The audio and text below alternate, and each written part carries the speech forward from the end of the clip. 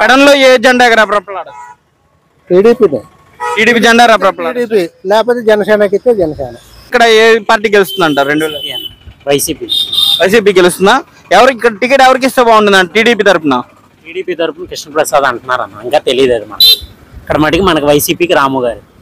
గతంలో పనిచేసినటువంటి జోగి రమేష్ గారికి ఇప్పుడు పెనంలో టికెట్ ఇస్తున్నారని చెప్పి జోరుగా ప్రచారం సాగుతుంది కదా. సో వారికి అక్కడ ఇస్తే బాగుంటుంది అంటారు, మళ్ళీ తిరిగి పెడంలో ఇస్తే బాగుంటుంది అంటారు? ఆయన ఎక్కడ ఇచ్చినా బాగా చేస్తారన్న. జోగి రమేష్ గారు ఎక్కడ ఇచ్చినా బాగా చేస్తారు. 2024 ఎలక్షన్స్ లో పెడంలో ఏ పార్టీ గెలుస్తుంది అంటారు? వైసీపీ అండి. వైసీపీలో ఇక్కడ ఉపాల రాము గారికి ఇస్తారంటున్నారు కదా, ఇంతకు గతంలో ఆయనకు అనుభవం లేదు కదా. సో ప్రజలు ఏ విధంగా తీర్పు ఇవ్వచ్చు అంటారు? అనుభవం అదే వస్తుంది చేస్తా ఉంటే.